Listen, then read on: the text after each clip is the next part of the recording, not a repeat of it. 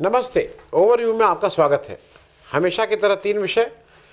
पहला, राहुल गांधी के लिए ईडी का केस और ऊर्जा देकर जाता है। दूसरा, जय श्री राम से बहुत हुआ राम। और तीसरा, नक्सलवाद का हल गोली या बोली। इन तीनों विषयों पर बात करने से पहले हमेशा की तरह आग्रह, चैनल को सब्सक्राइब करें और अगर हो सके तो चैनल की मेंबरशिप भी ले लें।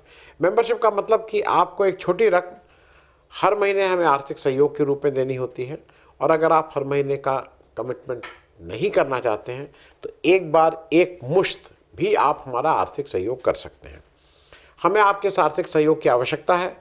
मैं एक हफ्ते में मोटे तौर पे करीब 20 शोज़ करता हूँ। मैं उन 20 शोज़ में केवल एक शो थर्सडे को ओवरव्यू में आपसे इस आर्थिक सहयोग के बारे में बात करता हूँ। बाकी 19 शोज़ में मैं नहीं कहता हूँ।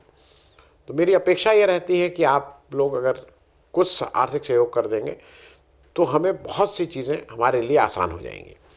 तो खैर, सबसे पहली बात, राहुल गांधी के लिए ईडी का केस और ऊर्जा देकर जाता है। बुधवार को ईडी ने राउज एवेन्यू कोर्ट में स्पेशल जज विशाल गोगना जी के यहाँ नेशनल हेराल्ड केस में ओपनिंग स्टेटमेंट दी। उन्होंने शुरुआती मतलब जो आर्गुमेंट्स हैं वो देना शुरू किया, और उसमें मतलब बहुत से बैटरी ऑफ वकील हैं। मैं उस डिटेल में नहीं जा रहा हूँ, वो डिटेल नहीं, लेकिन मोटे तौर पे बात यह है, ये केस 15-20 साल से नेशनल हेराल्ड का चल रहा है। सरकार और ईडी कई बार राहुल गांधी और सोनिया गांधी से पूछताछ कर चुके हैं, दिन भर बैठा के पूछताछ कर चुके हैं, और कुछ मिला नहीं है। मतलब यहाँ तक है कि जब ईडी वाले कहते थे कि भाई आप मोदी जी से तो पत्रकार पूछते थे कि आप थकते नहीं हैं, यहाँ पे ईडी वाले राहुल जी से पूछते थे कि आप थकते नहीं हैं क्या। कोर्ट ने सारी दलीलें सुनी, सारी बातचीत सुनी। 5000 पेज से ज़्यादा का डॉक्यूमेंट्स है जो ईडी की तरफ से प्रस्तुत किया गया है। टाइम चाहिए पढ़ने के लिए। कोर्ट ने सारी दलीलें सुन के, सब कुछ बातचीत करके फाइनली ये कहा कि 2 से 8 जुलाई के बीच ये सुना जाएगा, नॉन स्टॉप, मतलब कंटिन्यूस इस पे हियरिंग होगी। और उम्मीद है कि उस समय, उस 2 से 8 जुलाई के बीच में दोनों लोग अपनी बात पूरी कर लेंगे।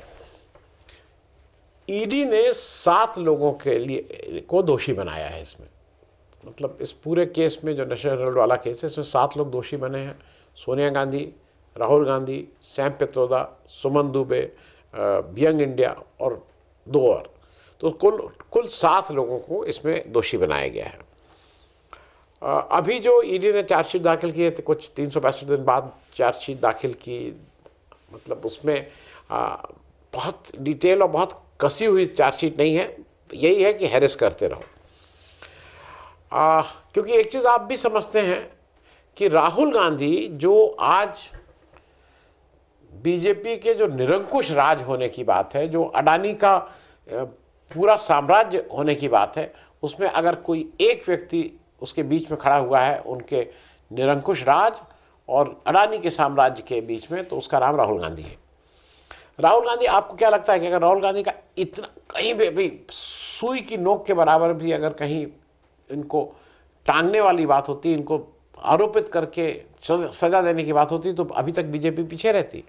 आपको याद है ना कि कैसे कर्नाटक में मोदी कह देने पे पूरी सजा हो जाना, और वो भी मैक्सिमम सजा हो जाना, और इनकी सदस्यता चले जाना, हम सबको याद है। तो अगर इसमें कहीं भी कोई गुंजाइश होती तो क्या अभी तक ये बाहर घूम रहे होते। मूल रूप से काम क्या है? मूल रूप से 2-3 काम है। पहला ये है कि इंगेज रखना।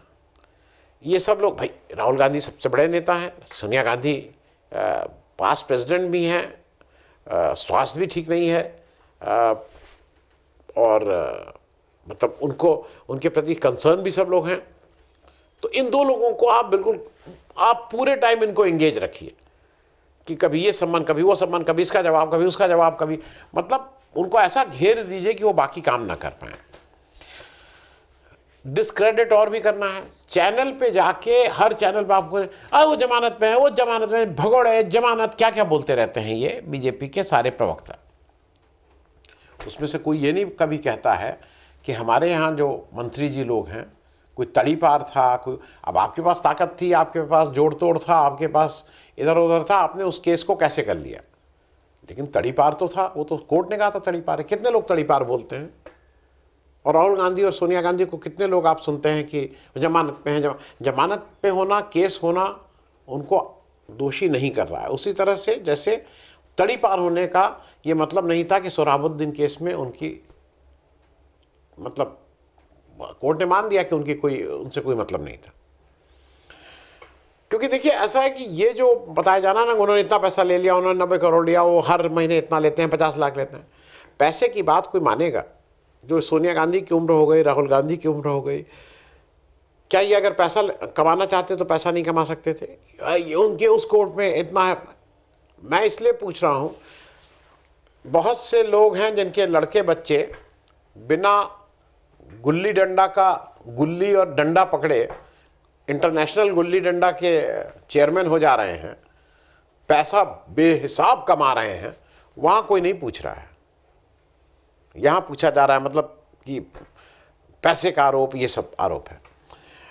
देखिए ऐसा है कि जो मोटे तौर पे बात है, सारा पैसा नेशनल हेराल्ड किसका?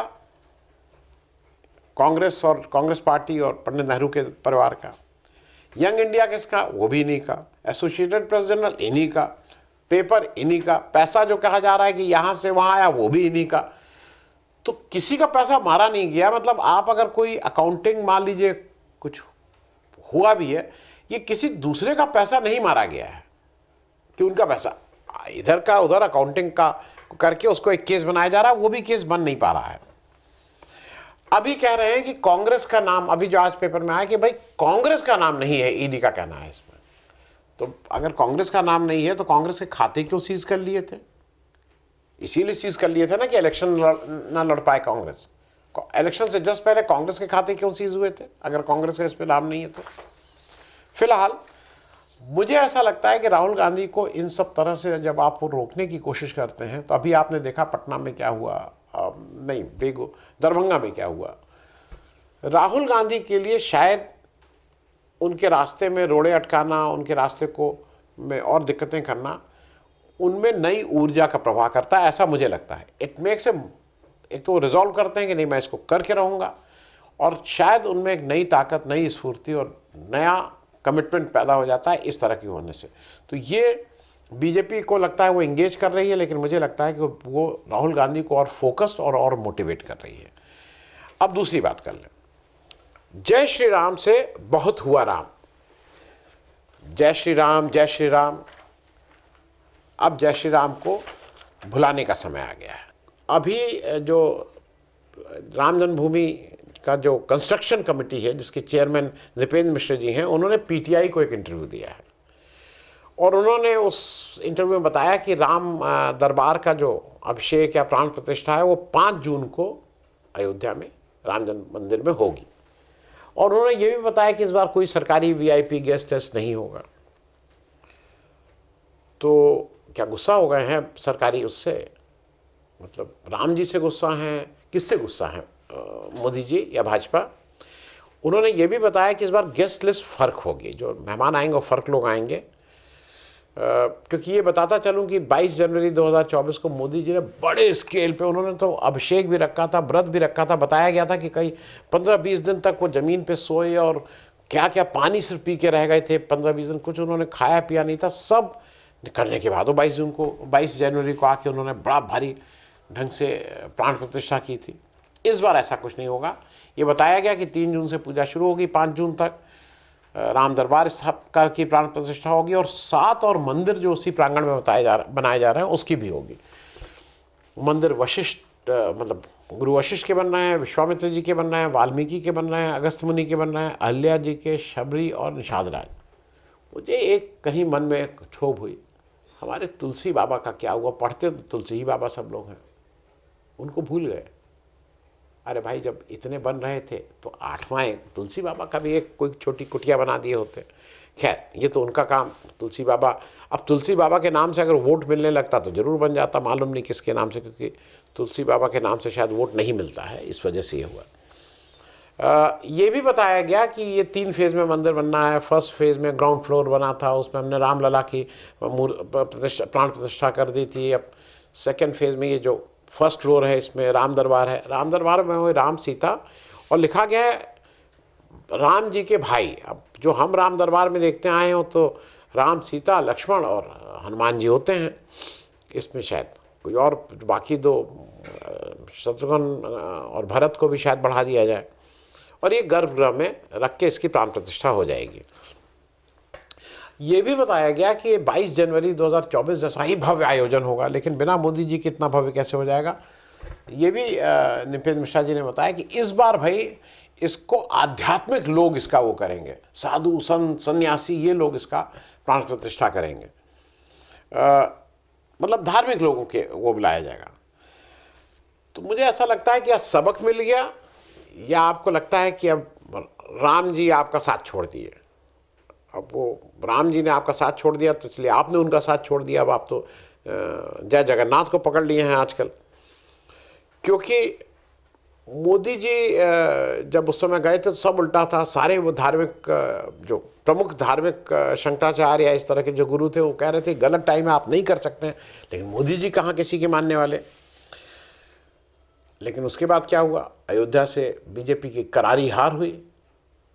जनरल सीट से एक दलित नेता जीत के आए, और वहाँ से बीजेपी को और मेरे ख्याल में मोदी जी को लगा कि नहीं, अब ये वो वाली राम की अपनी गली नहीं रह गई, राम अब बेगाने हो गए। और इसलिए शायद उनको लगा कि अब ये किसी धार्मिक व्यक्ति से कराया जाए।